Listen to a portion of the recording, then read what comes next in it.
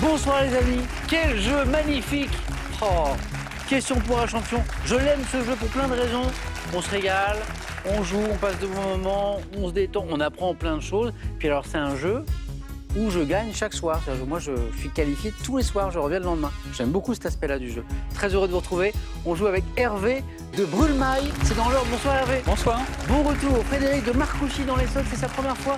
Bonsoir. Bienvenue Frédéric et merci de venir jouer avec nous. Antoine de Paris. Première fois Antoine aussi, hein? Bonsoir, première fois. Bienvenue Antoine. Et Nicolas. Première fois Nicolas? Non. Première fois? Non, presque. Ça va? Je le disais, qu'est-ce que j'aime ce jeu où je suis qualifié tous les soirs.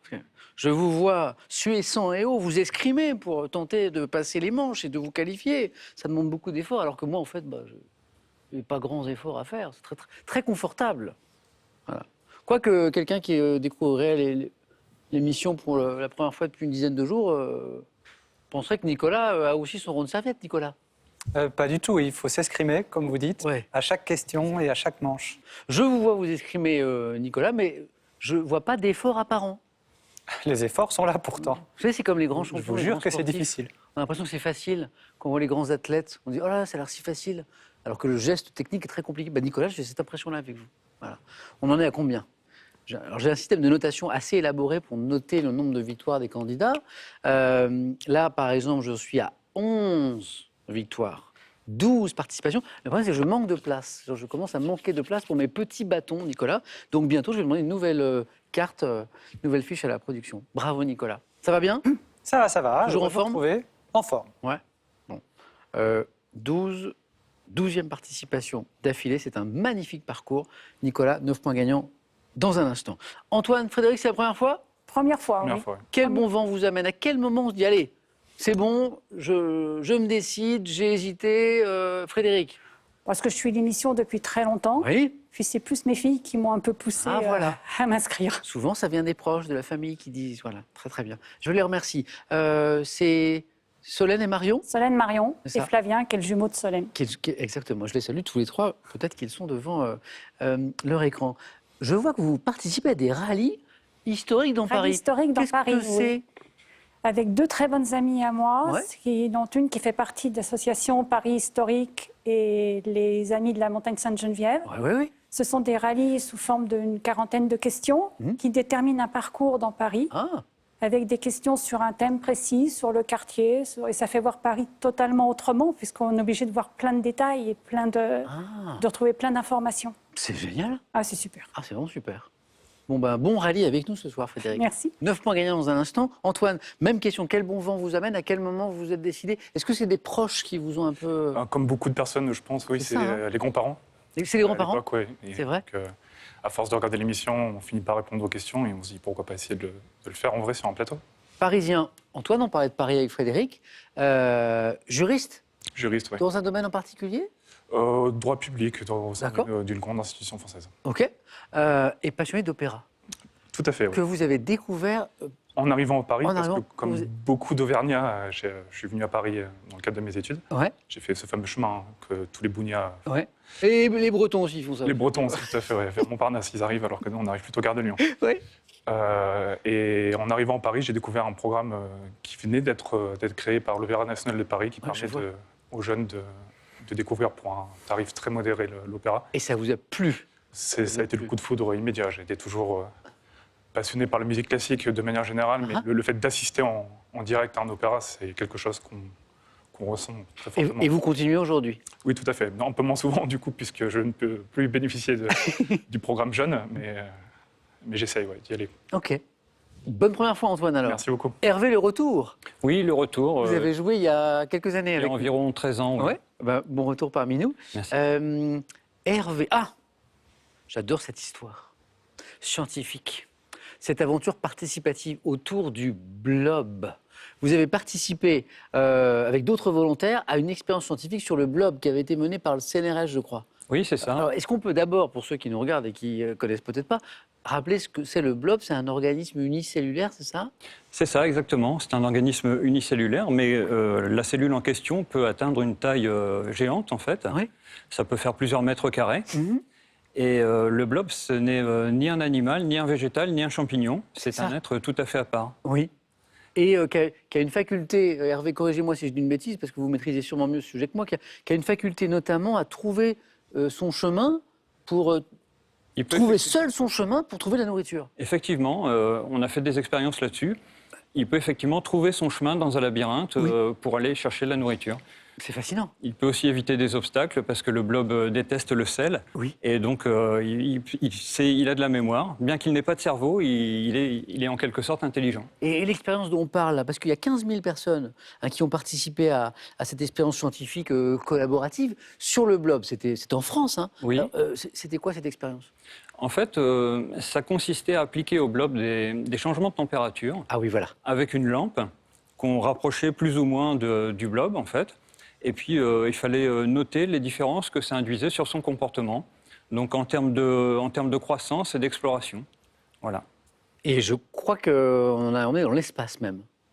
Oui, effectivement, Thomas Pesquet a fait des expériences dessus. Oui, oui. Il a participé, il a emmené le blob dans Oui, oui, l'espace. C'est une histoire assez incroyable. Blob. Bon, Hervé, merci pour l'explication et bon retour parmi nous à Question pour un champion. La première question nous parlera de quoi? D'histoire. Dans un instant, on démarre. La question à la maison, vous avez l'habitude pour commencer, pour gagner 3 000 € par mois jusqu'à la fin de cette année. Ça nous parle de Mickey. Le personnage de Mickey est une souris, 2, un chat. 3243, le téléphone par SMS, 1 ou 2 au 7 10 20. On tire au sort parmi les bonnes réponses. Prêt? Première manche. On allume le buzzer de Frédéric, d'Antoine, d'Hervé, de Nicolas. Et voici ma première question, c'est donc de l'histoire. Quel nom on a donné pendant la Révolution aux femmes du peuple, Nicolas, Les sans-culottes, mais c'est pas ça. qui, Hervé, Tricoteuse. assistait, oui, assistait en tricotant en séance de la Convention et des clubs, les tricoteuses. Bien joué, Hervé. Ok. 1 point. Pour 2 points, télévision à partir de 65, quelle série télévisée américaine ayant pour titre original The Twilight Zone? Hervé. La 4e dimension. Oh, il est rapide parce que j'ai vu d'autres buzzer, Nicolas notamment, la 4e dimension. Twilight Zone, c'est la 4e dimension. Et diffusée en France. Et c'était génial. Et c'était génial. Et ça fait 3 déjà, Hervé. Donc, deuxième question, la 3e. Animaux. Donc pour 3 points. Dans quelle famille de mammifères carnivores, comprenant la belette ou la... Nicolas. Les mustélidés. Excellent. Ou la fouine, classe-t-on le blaireau? Tout ça, ce sont des mustélidés. Nicolas, c'est parti, 3 points. Antoine, Frédéric, Hervé, Nicolas, pour 1 point, quelle mesure de superficie est égale à 10 000... L'hectare. Oui. 10 000 mètres carrés, c'est 1 hectare. Hervé, bravo sur la rapidité. Merci. Hectare. Botanique. On cherche une plante aux fleurs de couleur vive, capable d'absorber notamment le benzène et qui doit son nom au naturaliste Trogut. Nicolas? Le gerbera, c'est pas ça. Mais si. Démonstration par Nicolas pour notamment Antoine et Frédéric qui jouent pour la première fois, quand même qu'on n'est pas sûr. Proposons 2 points, Nicolas. Gerbera, exactement, qui doit son nom au naturaliste Trogut Gerber, par ailleurs. Voilà, Nicolas, bravo. 5. Musique. Quel compositeur français a signé la musique des films Goodbye Lénine, La Rive... Hervé? Serra. Non, c'est pas Serra. Nicolas? Yann Tiersen. Et la bonne réponse. Pas Éric Serra. Tiersen. La vie rêvée des anges, c'est lui aussi. Le fabuleux destin d'Amélie Poulain. Alors ça, je ne savais pas non plus. Yann Tiersen. 3. Nicolas. Frédéric, Antoine, ne vous inquiétez pas, ça va démarrer. Santé, médecine, vous l'avez... Attention, ça va jouer vite. Quel adjectif qualifie des yeux qui sont de couleur différente? Nicolas? Véron. Les yeux verront de couleurs différentes. Bonne réponse. Le petit point qui manquait, Nicolas. Des yeux verrons. Alors c'est drôle parce que souvent il y a des gens qui racontent une anecdote. Moi-même, je me suis trompé une fois sur David Bowie qui aurait eu les yeux verrons. Et en fait, non, pas tout à fait. C'était autre chose. Il avait les yeux de couleurs légèrement différentes, mais pour une autre raison. Véron. Un peu de cinéma. On joue pour 2 points. Hervé, Frédéric, Antoine, en 1960. Quelle actrice suédoise Hervé? Ekberg. Oui, Anita Ekberg, bravo. Révélée par le film La Dolce Vita, dans lequel elle se baigne dans la fontaine de Trévi à Rome, scène mythique du cinéma. Hervé, ça fait 6. Un peu de gastronomie.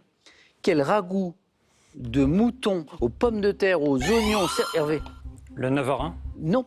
Servi traditionnellement accompagné de chou rouge est un plat typiquement irlandais. Et là, vous l'avez. Irlandais, ragoût. Irlandais et ragoût.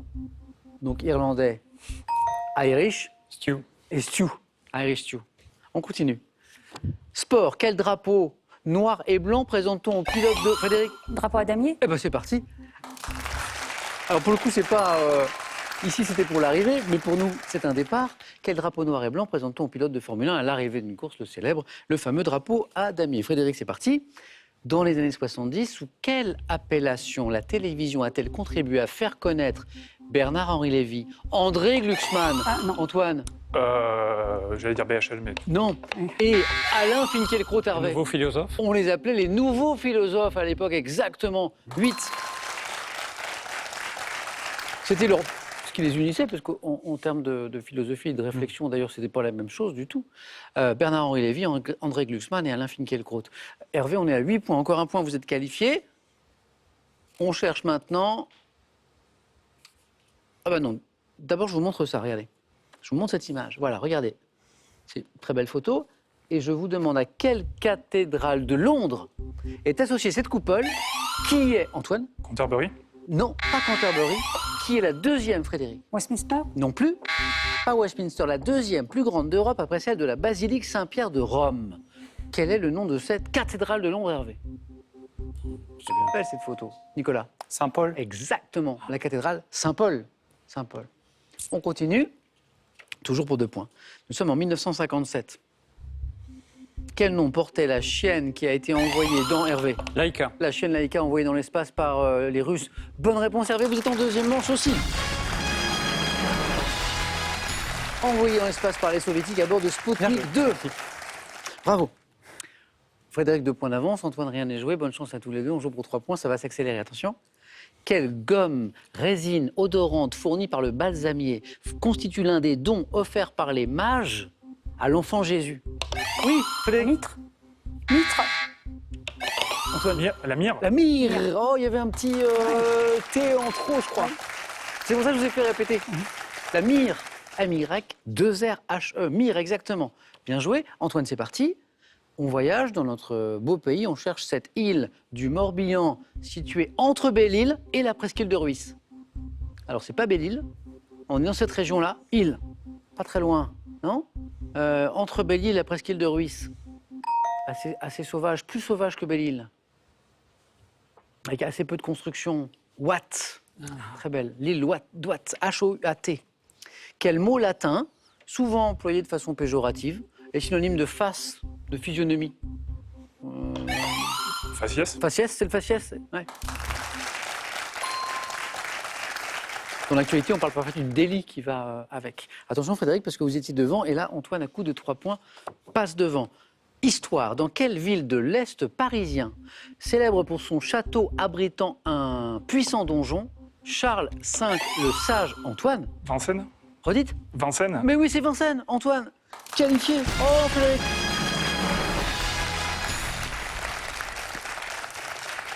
Frédéric qui avait lancé son compteur assez tôt, Ouais. et puis il nous en a manqué quelques-unes après. Antoine, bravo. Frédéric, je vous perds, je suis désolé. Voilà. Une autre fois peut-être. Tout à fait. Bon retour à Marcoussis. Merci. Frédéric, terre de rugby, Terre de rugby. notamment. À la prochaine et un cadeau pour vous. Pearl.fr a le plaisir de vous offrir un bon d'achat d'une valeur de 150 € à valoir sur son site internet. Pearl, au cœur de l'innovation. Avec ses livres très gourmands, redécouvrez le plaisir de cuisiner. Plus de 200 recettes pour vous régaler. Fini les légumes bouillis et insipides et vive les préparations délicieuses à savourer sans modération. Envie de jouer à Question pour un champion? Très bien, une seule adresse, qpuc.tv, notre site internet, passez les sélections, cliquez ici, inscrivez-vous, on vous rappelle très vite. Vous pouvez également revoir nos émissions et même trouver un club près de chez vous pour vous entraîner. Quant à moi, je vous attends sur ce plateau.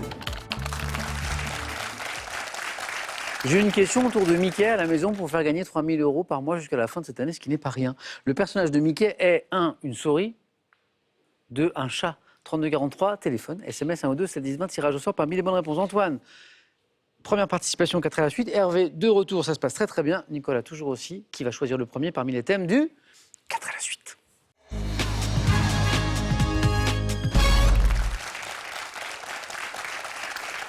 J'aime bien ces thèmes. Bon, on s'en fiche. L'important, c'est que vous les aimiez. Nicolas, les fruits exotiques. Hervé, Antoine, regardez. On a aussi autour du nombre 40. Autour du nombre 40. Cinéma, panne et avarie dans les films. Et puis le thème mystère, bien sûr. Nicolas, un coup de cœur. Les fruits exotiques. C'est parti.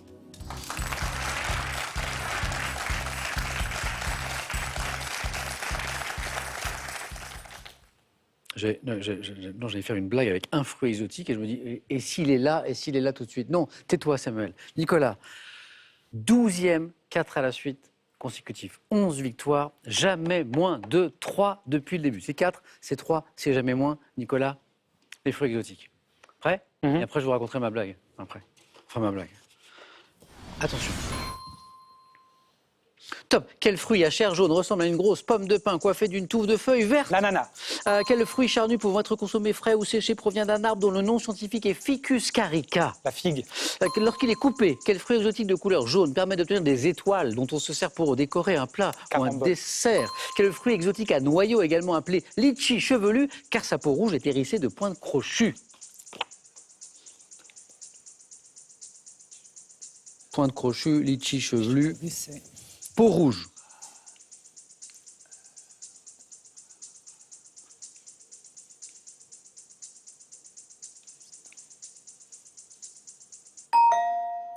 Rat, quelque chose. Ouais, ah oui, c'est pour ça que vous C'est ça, étiez je de ce cherchais, je vois j'attendais qu'ils bien. reviennent. Et oui, et donc ça pouvait se Le tenter. remboutant.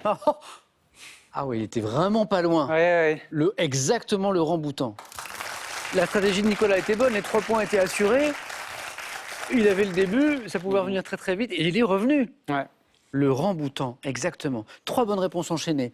Ananas, la définition était sympa d'ailleurs. Grosse pomme de pin coiffée d'une touffe de feuilles vertes avec une chair jaune. Le fruit charnu, qui provient d'un arbre dont le nom scientifique est Ficus carica, qui peut être consommé frais, c'est délicieux, ou séché, un peu plus sucré, c'est la figue, et carambole, qui permet de faire ces décorations en forme d'étoile. Et le remboutant, vous l'aviez, il était juste là. Pourquoi j'ai retenu mon petit jeu de mots à 2 centimes avant? Parce que j'ai failli vous souhaiter, Nicolas, je vous souhaite un bon régime de points dans un instant. Et je me suis dit, il y a peut-être banane qui va arriver. Ah ben non. Il n'y avait pas la banane, j'aurais pu. Remboutant était vraiment pas très loin. On a frôlé le 4 à 8, on n'est toujours jamais en dessous de 3 points. Bravo Nicolas. 3 points pour notre champion. 11 fois. Hervé, j'ai mon histoire autour du nombre 40 pour vous. J'ai mes pannes et avaries dans le milieu du cinéma. Et puis j'ai le thème mystère. Vous hésitez entre 2 thèmes? J'aime bien le cinéma, mais ce thème me fait un peu peur. Donc, Ouais. j'hésite entre le nombre 40 et le thème mystère. D'accord. Je vais tenter le nombre 40. On y va?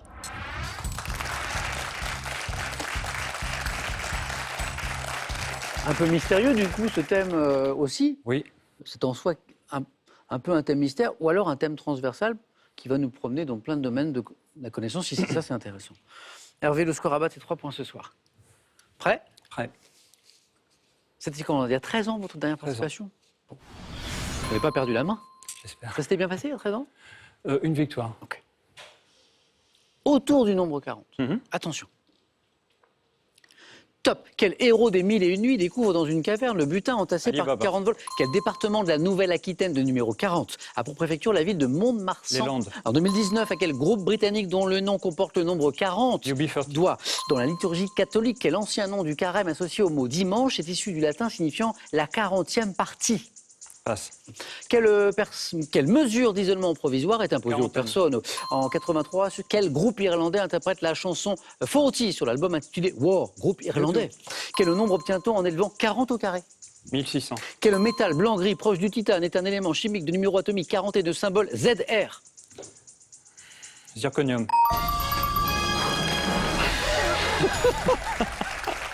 Alors c'est beau parce qu'il y a du suspense, parce que on a fait les 3 points, on voit qu'on a le temps de poser cette dernière question vers le 4 à la suite, et puis le zirconium ne vient pas tout de suite. Et vous me le donnez sur le gong, un tout petit peu avant même. C'était propre. Quel métal blanc-gris proche du titane est un élément chimique de numéro atomique 40 et de symbole ZR? Le présentateur est content, il a réussi à poser sa question. Maintenant, c'est au candidat de travailler. Et Hervé nous trouve le zirconium. Pile poil. 4 à la suite, Hervé. Attendez, donc j'ai 4 bonnes réponses enchaînées. Et avant, j'en avais eu 2 autres. Ouais, c'est ça. 3? Ah, attendez. Oui! Mais oui, parce que le zirconium est là. C'est 3 et 4. Parce qu'on avait assuré 3. Alors, qu'est-ce qu'on a? Je reviens sur toutes les bonnes réponses. On a commencé avec Ali Baba, je crois. Le héros des 1001 nuits. Pourquoi 40? 40 voleurs, bien sûr. Découvre dans une caverne le butin entassé par 40 voleurs. Qu'est-ce que j'avais dans le désordre? Le département de numéro 40, ce sont les Landes, préfecture Mont-de-Marsan. On est dans la Nouvelle-Aquitaine. 40 au carré, bravo. Moi, je suis incapable de donner 40 au carré, moi. Je ne sais pas comment j'ai fait. Ben, vous l'avez fait. 1600, ok. 83, groupe irlandais. En général, quand on pense à un célèbre groupe irlandais, ça peut être effectivement U2. Je crois que Bono, d'ailleurs, va venir bientôt à Paris pour la promotion d'un livre. Bono, qui est un chanteur assez engagé. Pourquoi autour du nombre 40? Parce qu'il y a une chanson qui s'appelle 40. La quarantaine, la mesure d'isolement provisoire imposée, alors ça peut être aux personnes, aux navires, aux animaux, aux marchandises pour des raisons sanitaires. C'est un mot qu'on a beaucoup utilisé dans l'actualité ces derniers mois. UB40, l'excellent, le groupe britannique cette fois, dont le nom comporte le nombre 40, à qui on doit For the Money, l'orthographe, UB40, qui est à l'origine. Vous savez d'où ça vient UB40? C'est un formulaire. C'est un formulaire, en fait, c'est un formulaire pour, lié au chômage en Grande-Bretagne, en fait, d'inscription au chômage. UB40, comme c'est un groupe qui s'intéresse beaucoup aux questions de société. Et puis le fameux zirconium. Qu'est-ce qui nous a manqué à un moment? C'est la liturgie catholique, la seule finalement qui vous a manqué, Hervé. Dans la liturgie catholique, qui est l'ancien nom du carême, associé au mot dimanche, est issu du latin signifiant la 40e partie. Nicolas? Antoine? Quadragésime. Nicolas, vous connaissiez Antoine? Pas du Mot tout. qu'on connaît. Eh ben, on a tous appris un nouveau mot. Voilà, un nouveau, plus avant. On parle du dimanche de la quadragésime, parce que c'est féminin, pour désigner le premier dimanche de carême. Hervé, qualifié, c'est sûr. À tout de suite.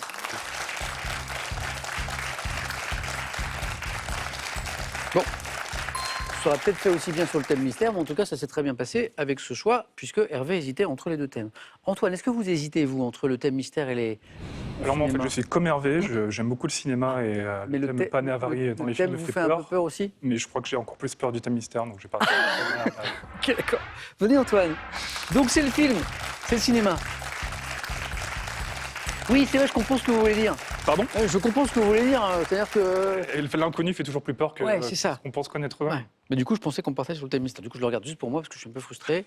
Ok, d'accord. Hein, ok. Bon. Panne et avarie dans les films, comme ça, Hervé va pouvoir voir ce qui se cachait derrière, c'est intéressant. Bon, il faut faire un joli score, là. Antoine, pour votre première, vous êtes condamné à un joli score. Panne et avarie dans les films. Prêt, Antoine? Prêt.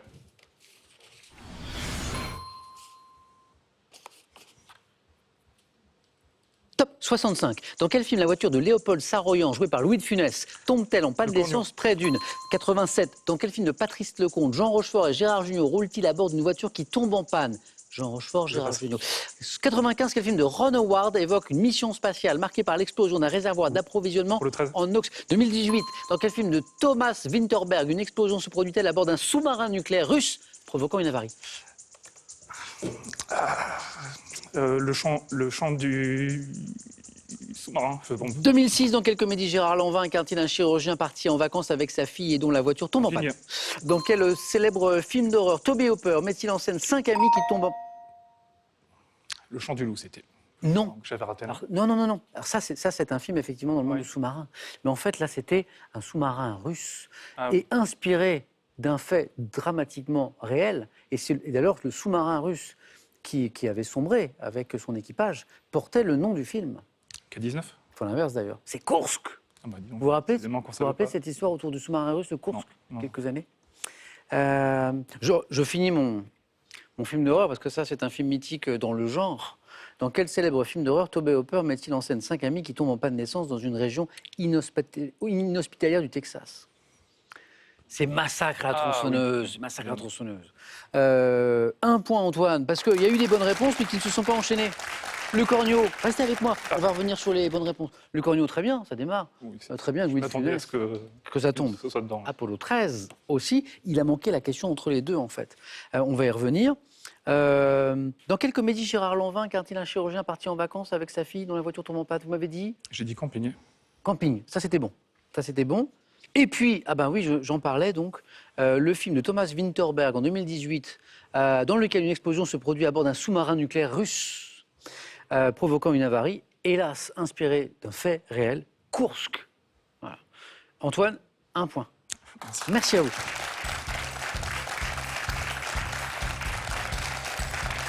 Finalement, cette petite inquiétude sur ce thème de cinéma, mais un peu spécifique, Oui, c'est comme toujours, les questions ne sont pas tombées dans le bon ordre. elle s'est réalisée. Oui, oui. Hervé, qu'est-ce que vous pensez au final de ce thème qui... Je crois que j'aurais fait 3.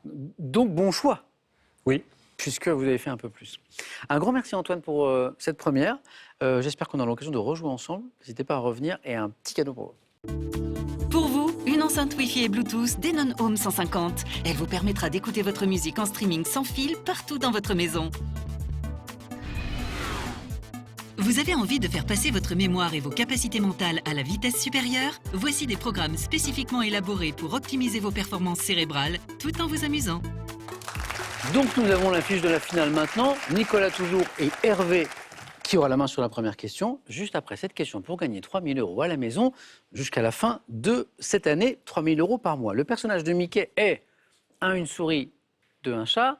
3243 pour le téléphone, par SMS 1 ou 2 au 7 10 20, tirage au sort parmi les bonnes réponses. L'enjeu, Nicolas joue pour une 12e victoire d'affilée. Hervé ce soir pour une première, 13 ans après sa première participation. Match intéressant. Dans un instant, sur France 3.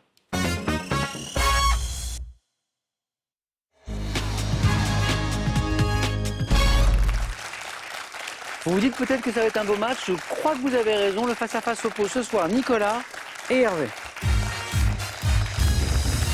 Bon match.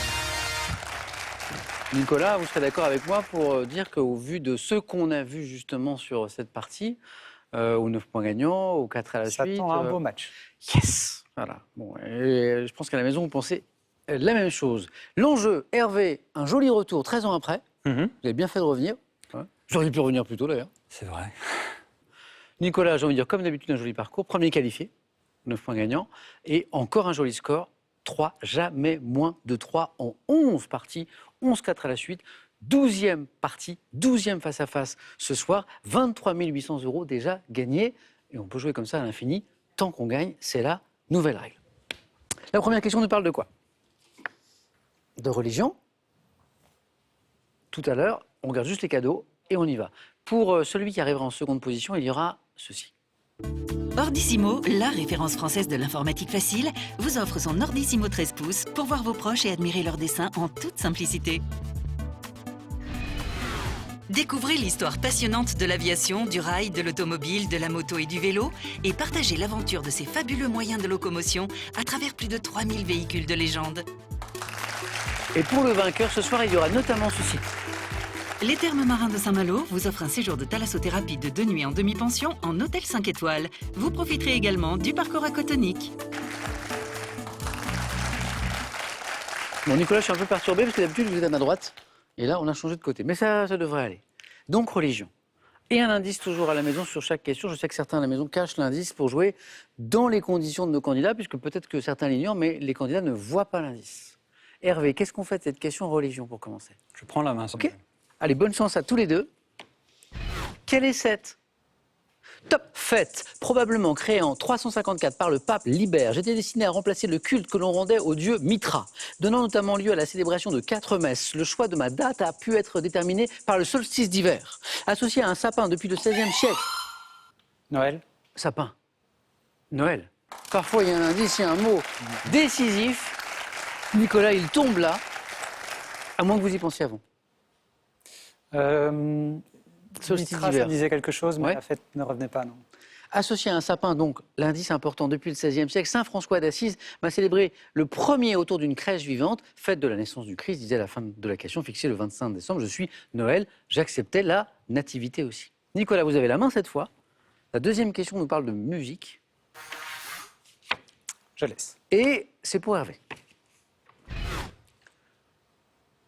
Top chanteuse, née en 81, je débute au cinéma aux côtés de Mike Myers dans Austin Powers, dans Goldmember, et y interprète le titre Work It Out, entamant une carrière solo avec l'album Dangerously in Love. J'ai vendu en 2011 plus de 2 millions d'exemplaires de mon disque 4. Jennifer Lopez. C'est pas J-Lo, la main passe. Top chanteuse de R&B, ex-membre des Destiny's Child. J'ai chanté... Beyoncé. Ah ben c'est Beyoncé. Là, l'indice important, c'était Destiny's Child. Après, bon, c'était un peu plus pointu, mais il y avait son rôle dans un film Austin Powers au tout début. J'ai chanté l'hymne américain pour la cérémonie d'investiture de Barack Obama en 2013. Je suis Beyoncé, exactement. Hervé, c'est parti, 2 points. On aime la musique ici, toutes les musiques. Petit extrait, Beyoncé.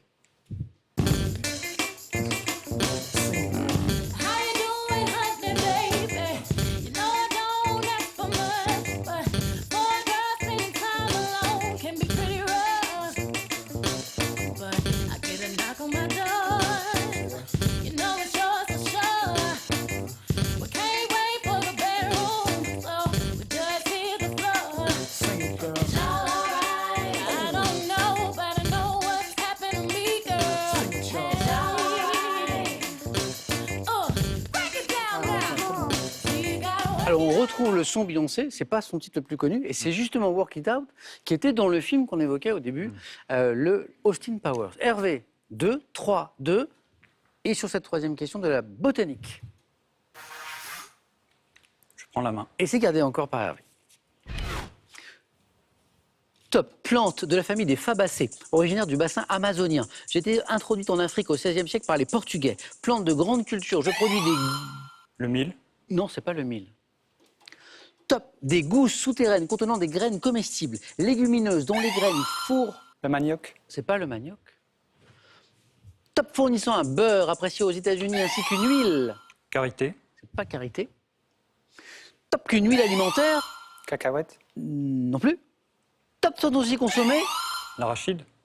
Bonne réponse. Parce qu'on cherche la plante,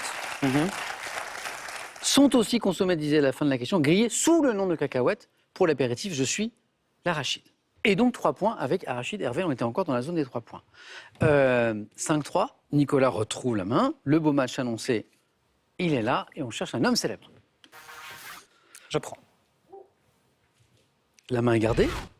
Pour 7, top historien, né en 1919. J'ai été professeur au Collège de France, membre de l'Académie française, héritier de l'école des Annales et grand vulgarisateur. Je me passionne pour l'histoire. Brodel. Non. Top l'histoire. Alain Decaux. Non. Top médiéval. Ses structures sociales, ses représentations idéologiques et artistiques. Historien disparu en 1996, entré en 2019 dans la collection de la Pléiade. Auteur des œuvres Le Dimanche de Bouvines et Le Temps des cathédrales. Le Goff. C'est pas Le Goff. Qui a travaillé sous le Moyen-Âge aussi, hein, Oui. je pense. Top. Nicolas. Zinc. Non. Et la main repasse. Une dernière chance, il reste un tout petit peu de temps dans la zone des 1 point. Top. Hervé, une idée? Pas d'idée. Un autre historien, spécialiste notamment du Moyen-Âge, Pastoureau. Georges Duby. C'était Georges Duby. Alors la main change, elle passe, elle est pour Hervé. Et le thème est animaux. Je prends la main. Et ça continue.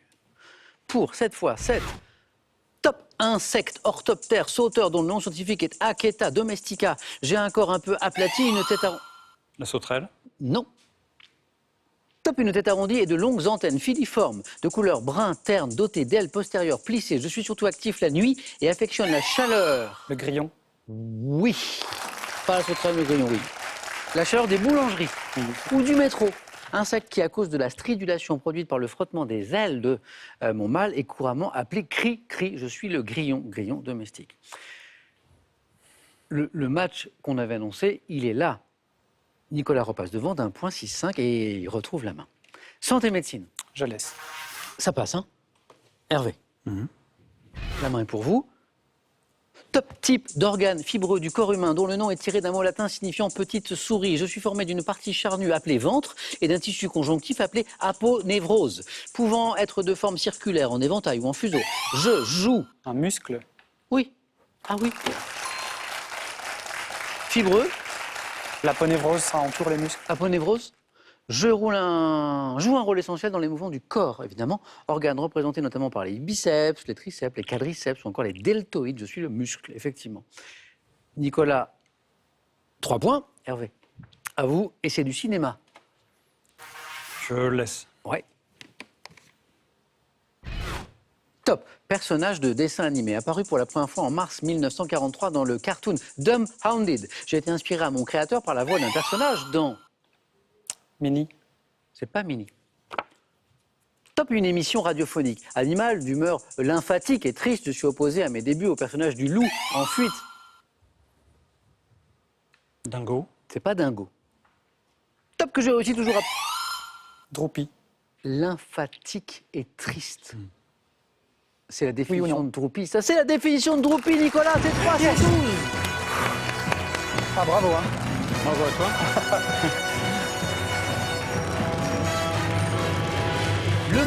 Le match était là, le match était serré, et puis hop, il y a eu accélération de Nicolas en 2 réponses. Il y a eu Droupi là, et juste avant... Je sais plus. Si, moi je sais. Attendez, c'était intéressant parce que... où est-ce qu'elle est? Je veux la retrouver, parce que je veux comprendre. Il y a un tournant dans le match, en fait, qui est la question d'avant, qui est le muscle. Le muscle, voilà, avec l'aponévrose. Voilà. Droupi, la fin de la question est sympa parce que nous renvoie à ce personnage qui est, c'est vrai, un peu mou du genou, un peu lymphatique, mais aussi très sympathique. Chien flegmatique dont la phrase fétiche est You know what, I'm happy. Happy, Nicolas, ou pas? Oui. Voilà, avec cette énergie incroyable qu'on lui connaît. Créé par Tex Avery, Droupi. Je voudrais vous remercier parce que pour un beau match et une belle émission, il faut de beaux candidats. Ce fut le cas. Hervé, c'était un joli retour.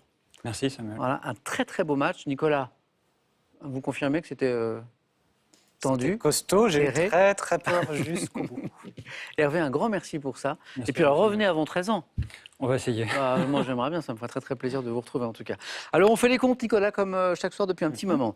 11 victoires plus une, 12. Voilà, un petit bâton de plus sur ma fiche, j'ai de moins en moins d'espace.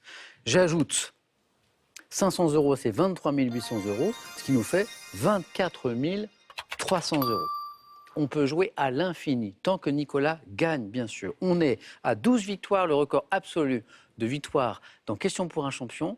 Depuis le changement de règle, on peut dépasser la cagnotte. Il est de 14 victoires seulement. Il n'est plus qu'à 2 victoires. Nicolas peut s'en aller quand il le souhaite. Voulez-vous revenir demain, mercredi, pour tenter une 3e victoire cette semaine, une 13e d'affilée? 5 secondes de réflexion.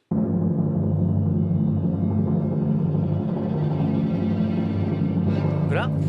En revenant demain, je tamponne ma 20e participation à Question pour un champion C'est vrai dans ma vie et je voudrais savoir ce que vous me réservez. Alors, je viendrai demain. On va y réfléchir et on va vous proposer quelque chose. Nicolas tente une 13e victoire d'affilée demain. Bonne soirée Nicolas. Merci beaucoup Hervé. Merci à vous Samuel. À la prochaine.